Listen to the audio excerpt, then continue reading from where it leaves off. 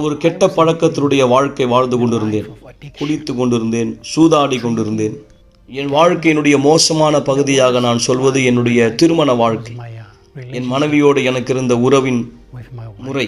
நான் சந்தோஷத்தை தேடி கொண்டிருந்தேன்.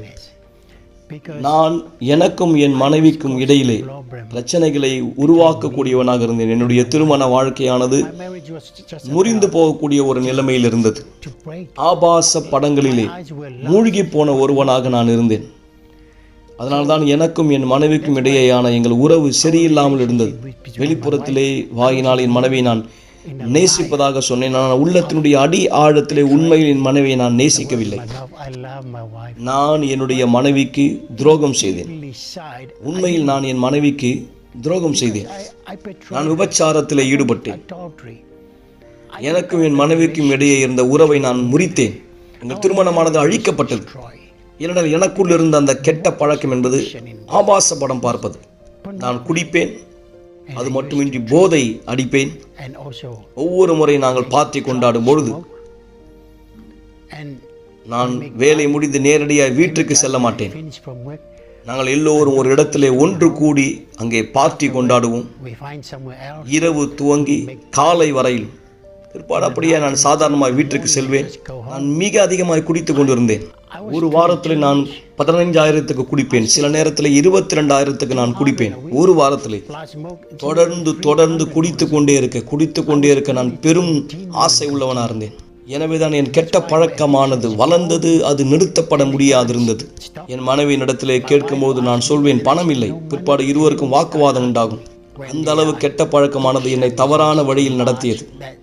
நான் என் மனைவியோடு இருக்க விரும்பவில்லை. என் மனைவியை விட்டு நான் செல்ல வேண்டும் என்று விரும்பினேன். என்னுடைய மனதானது மிகவும் ஈர்ப்பாக இருந்தது மற்ற நண்பர்களுக்கு. ஒரு நாள் என் மனைவியை நான் தவிர்த்து விட்டேன். அதாவது மனைவியிடமிருந்து என்னை மறைத்து கொண்டேன். அதான் என் மிகப்பெரிய பிரச்சனையாக இருந்தது. என் நண்பர்களுக்கு தெரியும், நான் கோபமாக இருக்கும்போது ஒருவர் என் பக்கத்தில் வரமாட்டார்கள். யாருமே. அதுவும் நான் குடித்திருந்தால் ஒருவர் என் பக்கத்தில் வரமாட்டார்கள். அவர்களுக்கு என்னை பற்றி தெரியும். நான் அப்படி குடித்திருக்கும் போது யாருமே என் கிட்ட வரமாட்டார்கள். நான் என் மனைவியை மிக பயங்கரமாய் அடிப்பேன். அதான் என் இன்னொரு பிரச்சனையாக இருந்தது. என் நண்பர்கள் கூட நான் குடித்து கொண்டிருந்தால் என் பக்கத்தில் வரமாட்டார்கள். நான் எல்லோரையும் அடிப்பேன், பயங்கரமாய் அடிப்பேன். அவர்கள் என்னை விட்டு ஓடும் அளவிற்கு. என்னால் கட்டுப்படுத்த முடியவில்லை இந்த செயலை. என்னால் முடியவில்லை. ஏறத்தாழ என் திருமணத்தை இழக்கிற நிலைமைக்கு அது போய்விட்டது. அந்த நாட்களில் நான் சிகிச்சைக்கு வந்தபோது கெட்ட பழக்கம் ஆவிக்குரியது என்று நான் கற்றுக்கொண்டேன். மேலும் இது அசுத்த ஆவி என்பதை நான் அங்கே கற்றுக்கொண்டேன். அது என் உணர்ச்சிகளை கட்டுப்படுத்தி என்னை உணர்ச்சி வசப்படுகிறவனாய் மாற்றிக் கொண்டிருந்தது என்று நான் தியாகம் செய்தேன். எல்லாவற்றை நான் தியாகம் செய்தேன். சிகிச்சையானது என்னுடைய ஆரோக்கியத்துக்காக, என்னுடைய வாழ்க்கைக்காக செய்யப்பட்டது. என் சரீரத்துக்காக, என் வாழ்க்கைக்காக. நான் கெட்ட பழக்கத்திலிருந்து விடுதலையானேன். கெட்ட பழக்கம் என்னை விட்டு சென்றது. நான் அந்த கெட்ட பழக்கங்கள் எல்லாவற்றிலிருந்து விடுபட்டேன். நான் இனிமேலும் குடிப்பதில்லை. இனிமேல் நான் கோபப்படுவதில்லை. என் பண வாழ்க்கை வளர்ந்து கொண்டிருக்கிறது. நாங்கள் எல்லா கட்டணங்களை செலுத்துகிறோம், பணத்தை பயன்படுத்துகிறோம். எங்கள் பண வாழ்க்கை ஆசீர்வதிக்கப்பட்டிருக்கிறது. அந்த கெட்ட பழக்கங்களுக்காக இனியும் நான் பயப்படவில்லை. எனக்குள்ளாக ஒரு புது எண்ணம் உருவாகி இருக்கிறது. ஒரு புது வாழ்க்கை. எனக்கும் என் குடும்பத்திற்கும் என் பிள்ளைகளுக்கும் மத்தியிலே ஒரு புதிய உறவு. நான் விடுதலையா இருக்கிறேன். எல்லா கெட்ட பழக்கங்களிலிருந்து நான் விடுதலை பெற்று விட்டேன். இனிமேலும் குடி இல்லை, இனிமேலும் ஆல்கஹால் இல்லை, இனிமேலும் கோபம் இல்லை. நான் இப்போது விடுதலையா இருக்கிறேன். நான் இப்போது ஒரு புது நபரா இருக்கிறேன். நான் விடுதலையா இருக்கிறேன். அவர் என்னை விடுதலையாக்கினார். எல்லோரும் இனிய மாலை வணக்கம் மக்களே. மிக சரியாய் நீங்கள் கேட்ட இந்த சாட்சி தான், இந்த வாழ்க்கை மாற்றம் தான் உங்களுடைய வாழ்க்கையிலே கர்த்தர் செய்ய விரும்புகிறார் என்பதை ஒவ்வொரு நாள் விசேஷமாய் இந்த பரிசுத்த வாரத்திலே உங்களுக்காய் காண்பிக்க நாம் முயற்சித்துக் கொண்டிருக்கிறோம். நிச்சயமாய் யார் நீங்கள் தேவனுடைய திட்டத்தை புரிந்து கொள்கிறீர்களோ, உங்கள் வாழ்க்கைக்காய் தேவன் என்ன மாபெரும் திட்டத்தை வைத்திருக்கிறார். இந்த பரிசுத்த வாரத்தினுடைய கடைசி நாட்களிலே நாம் முன்னோக்கி சென்று கொண்டிருக்கிறோம். விசேஷமாய் இன்று இரவு, முதல் இரவு ஆசீர்வாதமான ஒரு பரிசுத்தாவினுடைய பொழிந்தருளப்படுத்தல் ஆலயத்தில் நடைபெற்று விசேஷமாய் யார் ஒருத்தர் தேவனுடைய வார்த்தையினுடைய கீழ்ப்படுதலுக்கு தன்னை முழுமையா அர்ப்பணிக்கிறார், அவருடைய வாழ்க்கையிலே மாற்றம் என்பது கண்டிப்பாய் சாட்சி, மிக நிச்சயமாய் சாத்தி. அதுதான் நீங்கள் சற்று முன்பு கேட்ட சாட்சி. ஒரு குறிப்பிட்ட நபருக்கு, ஒரு குறிப்பிட்ட பிரிவினருக்கு, ஒரு குறிப்பிட்ட நம்பிக்கை சேர்ந்தவருக்கும் அல்ல, உலகம் முழுவதுக்கும் ஆண்டவராக இயேசு கிறிஸ்து தாமே சிலுவையிலே மரித்தார். ஆம், முழு உலகத்திற்கும் ஆண்டவராக இயேசு கிறிஸ்து சிலுவையிலே மரித்தார்.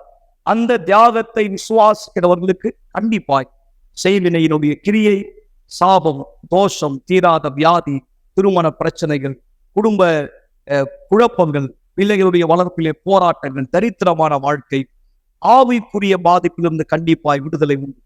ஒரு சிறப்பு அழைப்பை குறுக்குப்பேட்டையில் இருக்கிற நம்முடைய ஆலயத்திலிருந்து நீங்கள் பெறும்படி நான் விரும்புகிறேன். போதகர் நரேஷ் இந்த சிறப்பு அழைப்பை உங்களுக்காக கொடுக்கும்படி நான் அவரை வரவேற்கிறேன். இந்த புனித வெள்ளி அன்று விசேஷமாய் மதியம் 3 மணிதான் நம்முடைய விசுவாசம் யூனிவர்சல் ஆலயம் எல்லா இடங்களிலேயும், சென்னையிலும் சரி, மும்பையிலும் சரி, ஹைதராபாத்திலும் சரி, நாம் இந்த சிறப்பு செய்தியை கேட்கலாம். வணக்கம் பாசு. மிக நிச்சயமாக நானும் சரி, குறுக்குப்பேட் ஆலயத்தில் இருக்கிற மக்களும் சரி, விசுவாசத்திலே ஆயத்தமானவராய் இதற்கு காத்துக் கொண்டிருக்கிறோம். இந்த நாள் தேவனுடைய அதி அற்புதமான பதிலை மக்களுடைய வாழ்க்கையில் இதத்தில் பெற்றுக் கொள்ள முடியாது. இது இன்னொரு புனிதவெள்ளி கூட்டமாய் இதத்தில் கலந்து கொள்ள நாங்கள் தயாரா இல்லை பாசு. மிக நிச்சயமாக இந்த நாள் யாரெல்லாம் அழைக்கப்பட்டவராய் இதத்தில் இருக்கிறார்களோ, இன்னும் நாங்கள் அழைத்துக் கொண்டிருக்கிறோமோ, மேலும் இந்த டிவி நிகழ்ச்சி மூலமாய் நீங்க இப்பொழுது யார் இந்த பார்த்து கொண்டு வரா இருக்கிறீங்களோ, உங்களுக்கு ஒரு அழைப்பாளர் இந்த இடத்துல கொடுத்து வருகிறேன். இந்த புனித வெள்ளி இயேசுவானவர் மரித்தார் என்கிற ஒரு துக்கமான ஒரு நாளாக நீங்க பார்ப்பத இந்த இடத்துல ஏத்துப்பீங்கன்னா, நிச்சயமா இந்த நாள் உங்களுக்கு கிடையாது. ஏன் பாச நீங்க சொல்றீங்க? என தேவனுடைய வார்த்தை இது தெளிவுபடுத்துகிறது. அவர் இப்படியான ஒரு நாளிலே நமக்கு என்ன செய்தார் என்பதை குறித்து நான் இந்த வார்த்தையை அவருடைய வார்த்தையிலிருந்து படிக்க விரும்புகிறேன். கொலாசியர் 2ஆம் அதிகாரம் 14வது வசனத்திலே இப்படியாக சொல்லப்பட்டதாக இருக்கிறது. நமக்கு எதிர்நடையாகவோ கட்டளைகளால் நமக்கு விரோதமாகவும் இருந்த கையெழுத்தை குலைத்து அதை நடுவில்லாதபடி எடுக்கும் சிலுவையின் மேல் ஆணி அடித்து துறைத்தனங்களையும் அதிகாரங்களையும் உரைத்து கொண்டு வெளியந்தரமான கோலமாக்கி அவர்கள் மேல் சிலுவையிலே வெற்றி சிறந்தார்.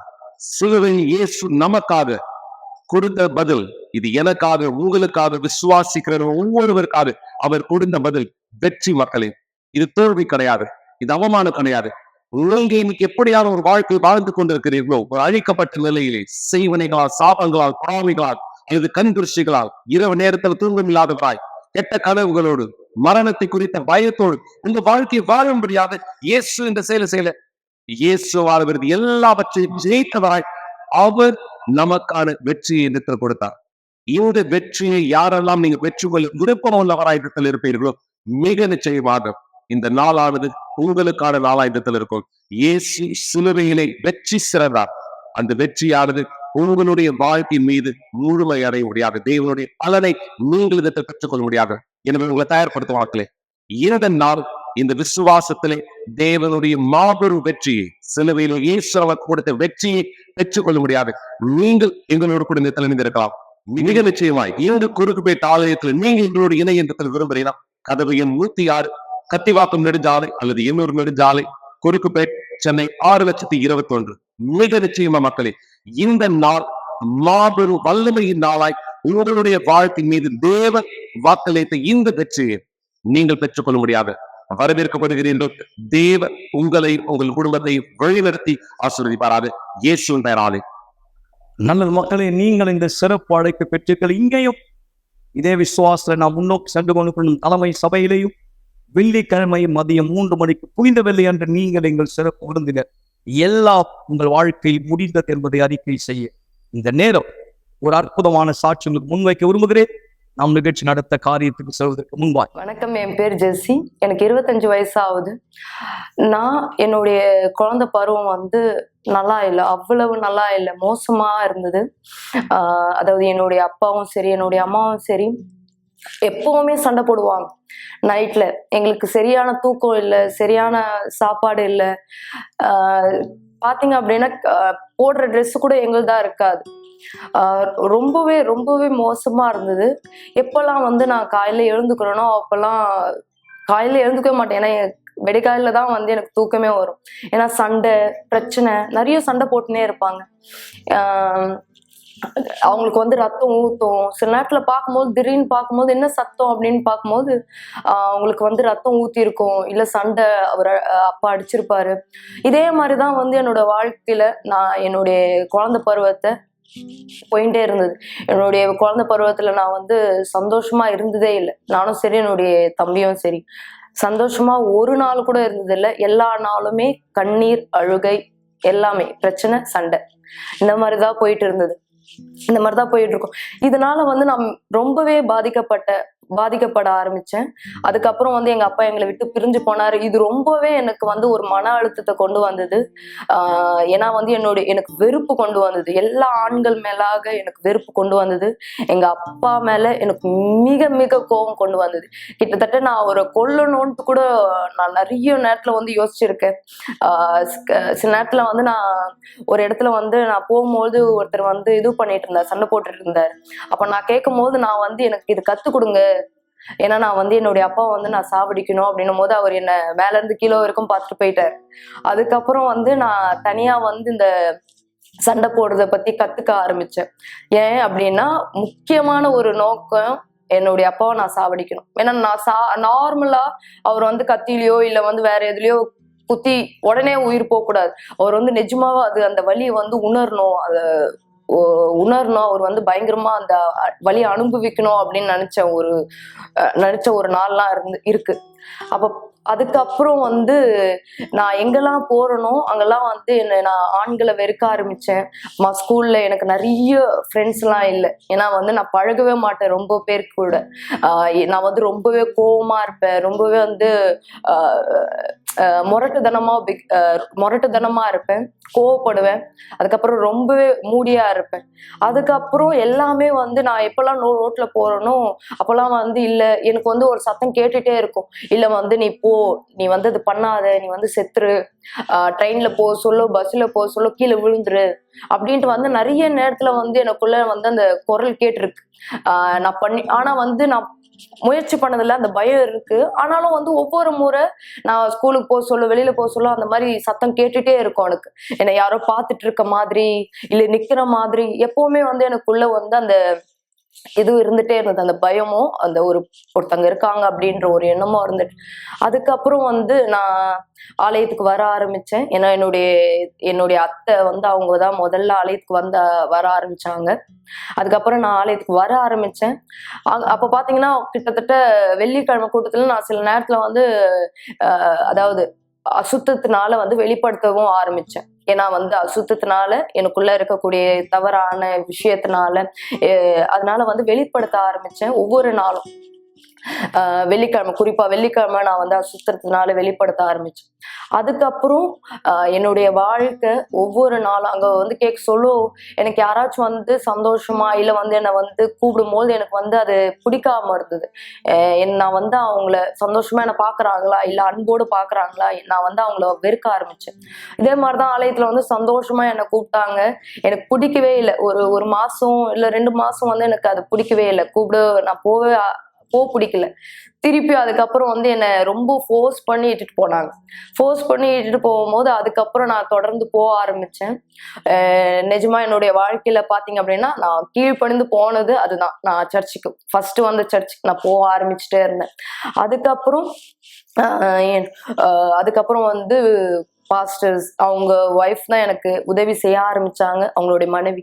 ஸோ 2 பேருமே வந்து எனக்கு உதவி செய்ய ஆரம்பிச்சாங்க என்னுடைய வாழ்க்கையில. அதுக்கப்புறம் வந்து அதன்படி நான் வந்து இது பண்ணேன். ஏன்னா வந்து எனக்கு வந்து அந்த வெறுப்புணர்வு, எங்க அப்பா மேல இருந்த அந்த வெறுப்புணர்வு இருந்துட்டு இருந்தது. அதுக்கப்புறம் நான் அதுல இருந்து மனம் மாற ஆரம்பிச்சேன். ரொம்பவே கஷ்டமா இருந்தது அதை விட்டு கொடுக்கறது, அந்த கோவத்தை விட்டு கொடுக்கறது. ஆனா வந்து எனக்கு அந்த செய்தி இது போல யார் வந்து வஞ்சனையோ வெறுப்போ அவங்க மனசுல வச்சிருக்காங்களோ அவங்க தேவனுடையவர்கள் இல்லை அப்படின்ட்டு. அதுக்கப்புறம் வந்து இதுவா பண்ண ஆரம்பிச்சேன். அது பார்த்துட்ட பிறகு நான் வந்து ஒவ்வொரு நாளும் போக ஆரம்பிச்சேன். எனக்கு புரிய ஆரம்பிச்சது, ஓகே நான் பண்றது தப்பு, நான் வந்து இதுக்கு தகுதியானவை இல்லைன்னு சொல்றதுக்கு பதிலாக நான் உண்மையாவே அந்த அன்புக்கும் அந்த பாசத்துக்கும் அந்த விஷயத்துக்கும் வந்து உண்மையாவே வந்து தகுதியானவ அப்படின்ட்டு வந்து எனக்கு புரிய ஆரம்பிச்சு. அதுக்கப்புறம் தொடர்ந்து வந்து நான் போக ஆரம்பிச்சேன். தொடர்ந்து நான் ஆலயத்துக்கு போக ஆரம்பிச்சேன். எல்லாத்துலயும் வந்து ஈடுபாடோட இருக்க ஆரம்பிச்சேன். அதுக்கப்புறம் வந்து ஒரு தடவை நான் கேட்டேன், இந்த மாதிரி பரிசுத்த ஆவி தேவன் நமக்குள்ள வரும்பொழுது எதுவுமே நம்மளுக்கு தேவைப்படாது, ஏன்னா தேவன் நம்ம கூட இருப்பாரு நம்மளை பாத்துக்கிறதுக்காக அப்படின்னு ஒரு செய்தி வந்து சொல்லிட்டு இருந்தாங்க. அப்போ வந்து உண்மையா வந்து ரொம்ப இதுவா இருந்தது. அப்போ வந்து தேவன் நமக்குள்ள இருக்காரு அப்படின்னா எப்படி வந்து நம்ம வந்து யாருக்கிட்டையும் வந்து நம்ம எதிர்பார்க்க தேவையில்லை, யாரும் வந்து இது பண்ணுவாங்க அது பண்ணுவாங்க, ஏன்னா தேவன் நம்ம கூட இருப்பாரு, நம்ம எப்பவுமே சந்தோஷமா இருப்போம், நம்ம எப்பவுமே வந்து இதுவா இருப்போம், நல்லா இருப்போம் அப்படின்ட்டு. அதுக்கப்புறம் வந்து நான் தேட ஆரம்பிச்சேன். முதல்ல எனக்கு ரொம்பவே கஷ்டமா இருந்தது அவரை தேடுறதுக்கு, ஏன்னா வந்து இது பண்ணணும், அவர் வந்து ஜெபம் பண்ணணும், அவர் தேடணும். அதுக்கப்புறம் வந்து தொடங்கி வந்து நான் ஆரம்பிச்சேன், அவரை தேட ஆரம்பிச்சேன். உண்மையாவே வந்து என்னுடைய வாழ்க்கை அவரோட கருத்துல ஒப்படைக்க ஆரம்பிச்சேன். யார் வந்து அந்த ஒரு வசனத்துல சொல்லப்பட்டு, யார் வந்து உண்மையாவே தன்னுடைய வாழ்க்கையை தேவனுக்கு கொடுக்குறாங்களோ அவர் எல்லாவற்றையும் பார்த்துப்பாரு அப்படின்னு.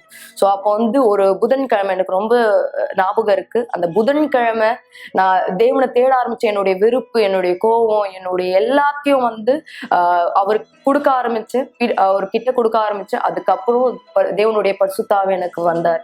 ஸோ ரொம்பவே சந்தோஷமான நாள் அந்த நாள் அப்படின்னு சொல்லலாம். நான் பிறந்ததுல இருந்து அந்த நாள் சந்தோஷத்தை நான் அனுபவிச்சதே இல்லை. இன்னைக்கு வரைக்கும் அந்த சந்தோஷம் எனக்குள்ள இருக்கு, அந்த சமாதானம் எனக்குள்ள இருக்கு. நான் இன்னைக்கும் வந்து எந்த ஒரு விஷயத்துக்காகவும் நான் வந்து அழுதில்லை, ஏன்னா தேவன் என்னோட இருக்கார், அவர் என்னை வழிநடத்துறார். இந்த சாட்சி நீங்கள் யாரு கவனிப்பீர்களோ, விடுதலையினுடைய வல்லமை இந்த பெண்ணுடைய வாழ்க்கையில் வெளிப்பட்டது. அதனை தொடர்ந்து பரிசுத்த ஆவியினுடைய பொழிந்தருளப்படுதல். கண்டிப்பாய் விடுதலை முதலாவது நடைபெற வேண்டும். ஒரு கோப்பையிலே நாம் சுத்த தண்ணீரை பருகுவதற்கு முன்பாய் அந்த கோப்பை அழுக்கா இருந்தால் அது முதலாவது சுத்தமாக்கப்பட வேண்டும். பிற்பாடு நாம் தூய்மையான தண்ணீரை அதில் ஊற்றி பருக முடியும். இந்த கோப்பை உடைக்க வேண்டியதில்லை, ஆனால் சுத்தப்படுத்த வேண்டியதான். எனவே நம் வாழ்க்கையை நாம் முடித்துக் கொள்ள வேண்டியதில்லை. பரிசுத்த ஆவியிடம் அர்ப்பணிக்கும் போது, ஆண்டவராக இயேசு கிறிஸ்துவிடம் அர்ப்பணிக்கும் போது அவர் அதை சுத்திகரிக்கிறார். பிற்பாடு தம் ஆவியினால் அதை நிரப்புகிறார். விடுதலையான பிற்பாடு தேவனுடைய பிரசனத்தை இவர் பெற்றார். இதோ எங்கள் முதலாவது இந்த சம்பவம் நடந்தது, அதை குறித்த ஒரு அருமையான விளக்கம் நீங்க பார்க்கும்படி விரும்புகிறேன். தொடர்ந்து இன்னொரு அற்புதமான சாட்சியிலே மீண்டும் உங்களை சந்திக்கும் வரை. மார்ச் 11 முதல் மார்ச் 31 வரை உள்ள இந்த தானியேல் உபவாசத்தினுடைய அடிப்படை விஷயம் என்ன? இதான் நான் உங்களோட இந்த வீடியோவை பகிர்ந்து கொள்ள விரும்புகிறேன். யார் நீங்க என்னை பார்த்து கொண்டிருக்கிறீர்களோ, இந்த சம்பவம் முதலாவது நடைபெற்றது எங்கே? சரித்திரத்திலே அப்போஸ்தலர் 1ஆம் அதிகாரத்தை பார்க்கும்போது இங்க வசனம் சொல்லுகிறது, அவர்கள் ஒரு மனப்பட்டு, அதாவது எல்லோருமே இயேசு கிறிஸ்துவானவருடைய வார்த்தையை கேட்டுக்கொண்ட சமயம் சீஷர் எல்லாரும் கூடி வந்திருக்கும் போது இயேசு அவர்களை நோக்கி சொன்னார், யோவான் ஜலத்தினாலே ஞானஸ்தானம் கொடுத்தான், நீங்கள் சில நாளுக்குள்ளே பரிசுத்த ஆவியினாலே ஞானஸ்தானம் பெறுவீர்கள். ஆகையால் நீங்கள் எருசலேமை விட்டு போகாமல் என்னிடத்தில் கேள்விப்பட்ட பிதாவின் வாக்குத்தத்தம் நிறைவேற காத்திருங்கள் என்று கட்டளையிட்டார். எருசலேம் என்பது ஆவிக்குரிய விதத்திலே சபையை அடையாளப்படுத்துகிறது. இன்னைக்கு அநேக மக்கள் சபையில கூட்டங்களுக்கு வருவதை தவறு விடுவது, ஜபங்கள்ல வந்து கவனம் சிதைவடைவதை, விசுவாசத்திலே பின்வாங்குவதை, விடாமுயற்சியில சோர்ந்து போவதை பார்க்கிறோம். காரணம் என்ன தெரியுமா? இவ்வுலகத்தினுடைய பிரச்சனைகள், உலகத்தினுடைய தாக்கம் அவர்களை சோர்ந்து போக செய்கிறது. ஆனால் ஆண்டவர் சொன்னார், போகாதிருங்கள் எருசலேமை விட்டு. அதாவது விசுவாசத்திலே பின்வாங்க வேண்டாம், ஐக்கியத்தை நிறுத்த வேண்டாம். காரணம் என்ன? பரிசுத்த ஆவி உங்களுக்குள் வரும்போது நண்பர்களே, நீங்கள் பலன் அடைவீர்கள். உங்களுடைய வாழ்க்கை பிரச்சனைகளை ஜெயிக்க கண்டிப்பாய் இந்த பலன் தான் உங்களுக்கு தேவையான ஒன்று. உங்களுடைய ஒவ்வொரு நாள் போராட்டங்களை மீண்டு வர விசுவாசத்தை காத்துக்கொள்ள நீங்கள் எனக்கு பின்னே பார்க்கிற இந்த இடம் மிக சரியாய் சீஷர்கள் ஒன்று கூடின இடம். இங்கே அப்படியாய் சொல்லப்பட்டிருக்கிறது. இந்த 500 பேருக்கு ஆண்டவராக இயேசு இந்த வார்த்தை சொன்னார். ஆனால் 120 பேர் தான் அந்த குறிப்பிட்ட நாளிலே ஒரு மனப்பட்டு ஒரு இடத்திலே கூடி வந்தார்கள். இங்கே பார்க்கும்போது 2ஆம் அதிகாரம் அப்போஸ்தலர் பெந்தெகோஸ்தே என்னும் நாள் வந்தபோது அவர்கள் எல்லாரும் 120 பேர் ஒரு மனப்பட்ட ஒரு இடத்திலே கூடி வந்திருந்தார். அந்த இடம்தான் நீங்கள் பார்க்கிற இந்த மேல் வீட்டறை. இந்த இடத்துல 120 பேர் ஒன்று கூடினார். எதை நம்பி? ஆண்டவராக இயேசு கிறிஸ்து கொடுத்த வாக்குத்தத்தம், நீங்கள் பரிசுத்த ஆவியினால் ஞானஸ்தானம் பெறுவீர்கள். நண்பர்களே, நீங்க பல காரியங்களை தேடுறீங்க, பல காரியத்துக்காய் கவலைப்பட்டு கலங்குகிறீர்கள். ஆனால் ரகசியம் என்ன தெரியுமா? பரிசுத்த ஆவியின் இடத்திலே வரும்போது அப்போஸ்தலர் 1ஆம் அதிகாரம் 8ஆம் வசனம் சொல்கிறது, நீங்கள் பலன் அடையும். பலன் தான் உங்களுக்கு தேவை. அதற்காக தான் 21 நாள் தானியேலின் உபவாசம். இது குறித்த விளக்கம், இது குறித்த விவரம் தேவை. நீங்கள் உபவாசத்தை இணைய விரும்பினால் உடனே எங்களை தொடர்பு கொள்ளுங்கள். நேரடியாய் நீங்கள் ஆலயத்துக்கு வரலாம். இந்த ஞாயிற்றுக்கிழமை விசேஷமாய் 17ஆம் தேதி காலை 9:30 மணி எங்கள் சிறப்பு விருந்தினர். நான் அவ்வளவு நேரம் காத்திருக்க முடியாது, எனக்கு உடனடியாய் விளக்கம் தேவை. உடனே தொடர்பு கொள்ளுங்கள். இதை குறித்த விளக்கத்தை பெற்றுக்கொள்ளும்படியாய் இந்த உபவாசத்திலே நீங்கள் இயேசு கிறிஸ்துவானவர் தாமே வாக்களித்த பரிசுத்த ஆவியின் பொழிந்தறுதலை பெற்றுக்கொள்வீர்கள். தேவனுடைய வல்லமை பலன் உங்களுக்குள் வருவதை நீங்கள் பார்ப்பீர்கள். அவர் நாமத்தின் மகிமைக்காக.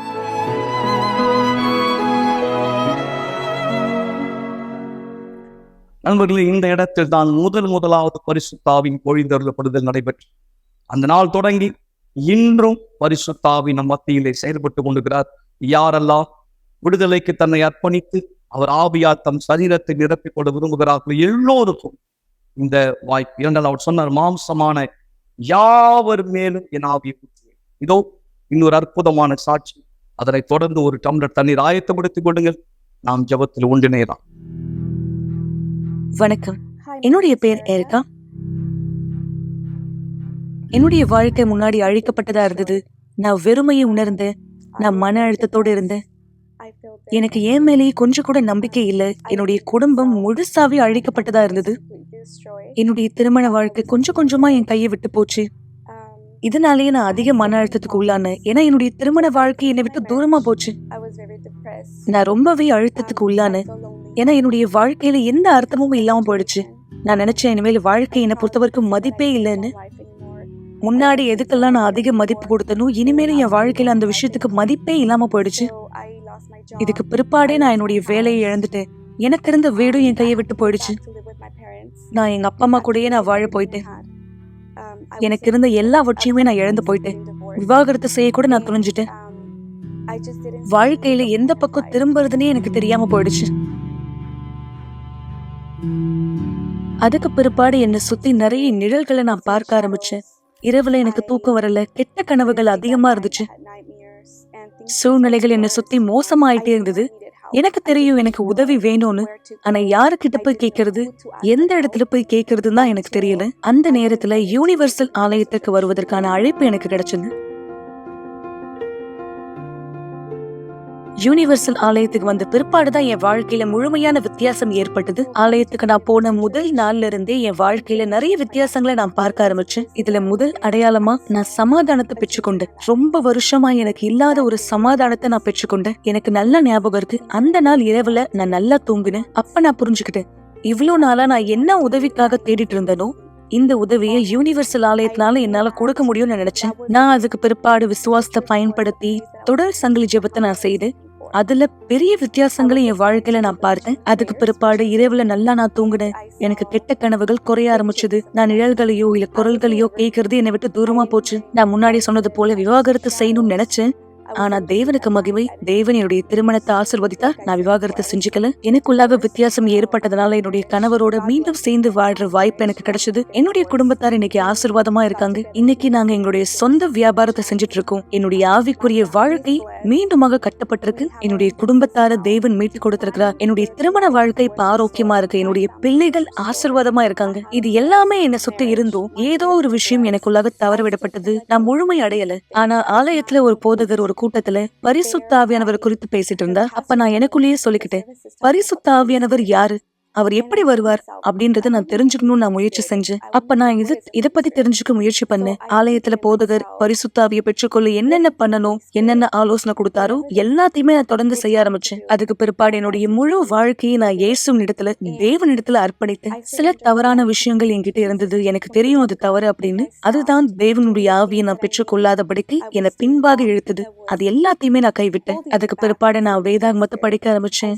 ஜெபிக்க ஆரம்பிச்சேன், உபவாசம் இருக்க ஆரம்பிச்சேன். எல்லாமே அதிகமா செஞ்சுட்டு இருந்தேன். தேவனுடைய காரியங்களை அதிகமா என்னை இணைத்துக் கொள்ள ஆரம்பிச்சேன். அதுக்கு பிற்பாடு நான் தேவனுடைய ஆவியை பெற்றுக்கொண்டேன். என்னால சொல்ல முடியும், ஆசீர்வாதங்களையே மிகப்பெரிய ஆசீர்வாதம் தேவனுடைய ஆவியை நம்ம பெற்றுக்கொள்றது மட்டும்தான். நான் முன்னாடி சொன்னது போல பொருள் ரீதியா பேசும்பொழுது எல்லாமே என்கிட்ட இருந்துச்சு. சரீரபூர்வமா பேசும்பொழுது. ஆனா பரிசுத்த ஆவியானவர் நான் பெற்றுக்கொண்ட பிற்பாடு மட்டும்தான் என் வாழ்க்கையினுடைய முழுமை எனக்கு கிடைச்சது. பரிசுத்த ஆவியானவரோடு வேற எதையுமே நம்மளால ஒப்பிட முடியாது. பரிசுத்த ஆவியானவர் மட்டுமே நமக்கு தேவையான உண்மையான ஜீவனை கொடுக்க முடியும். மற்றும் நமக்கு தேவையா இருக்க இந்த சந்தோஷம், சமாதானம் நமக்குள்ளாக இருக்க வேண்டியது அவர் மட்டும்தான் கொடுக்க முடியும். பரிசுத்த ஆவியானவர் ஒவ்வொரு நாளும் எனக்கு நம்பிக்கை கொடுக்கிறார். நான் வாழ்க்கையில என்ன விஷயத்த சந்திச்சாலும் சரி, அவர் எனக்கு ஒவ்வொரு நாளும் அந்த நம்பிக்கையை கொடுக்கிறார். யாருமே நான் கஷ்டப்படுற நேரத்துல என்னை பலப்படுத்தணும்னு அவசியம் இல்லை. ஏன்னா பரிசுத்த ஆவியானவர் எனக்குள்ளாக இருக்க அவர் இந்த பலத்தை எனக்கு கொடுக்கிறார். இந்த நம்பிக்கையை அவர் கொடுக்கிறார். என்னால முழுமையா சொல்ல முடியும், முன்னாடி இந்த ஏற்காவை போல நான் இனிமேலும் கிடையாது. நான் வித்தியாசமா இருக்கேன். எனக்கு தேவையான சந்தோஷத்தை பரிசுத்த ஆவியானவர் எனக்காக கொடுத்திருக்கார்.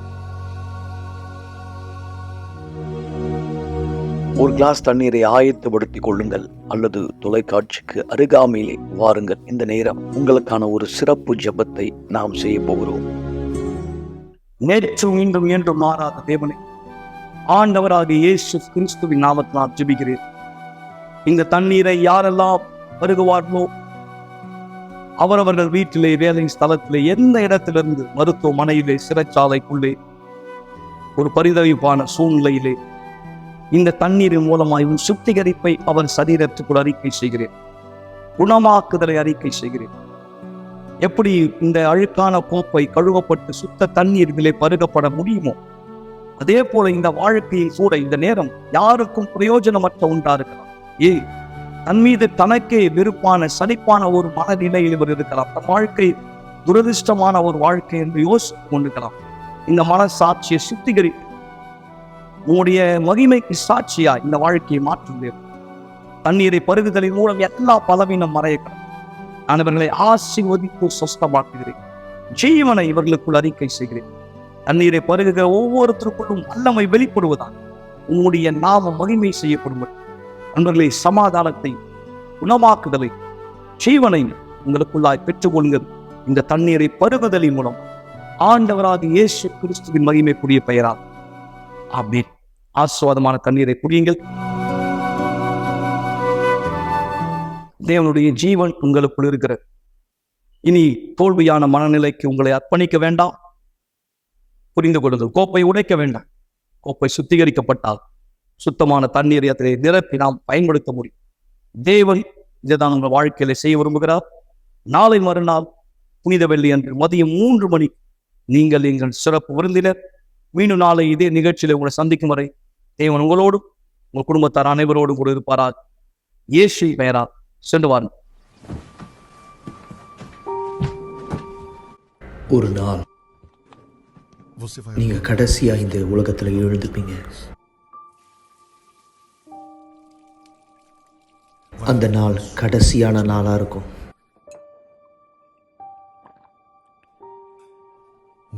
கடைசியா ஒரு முறை நீங்க காலை உணவை சாப்பிடுவீங்க.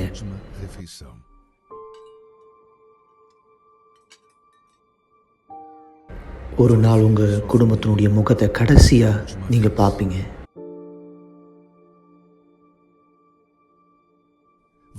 உங்களுடைய கடைசியான வார்த்தையை சொல்லுவீங்க. உங்களுடைய கண்கள் கடைசியா ஒரு முறை சிமிட்டும்.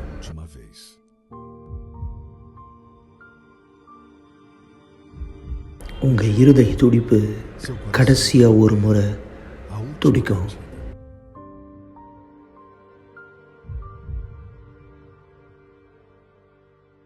நீங்க கடைசியா ஒரு முறை மூச்சை இழுத்து விடுவீங்க.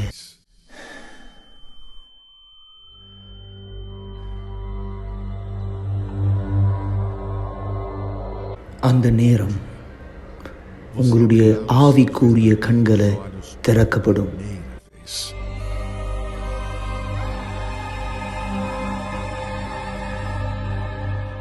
அந்த நேரத்தில் நீங்க புரிஞ்சுப்பீங்க எந்த அளவுக்கு உங்களுடைய ஆத்மா உண்மையானது அப்படின்னு.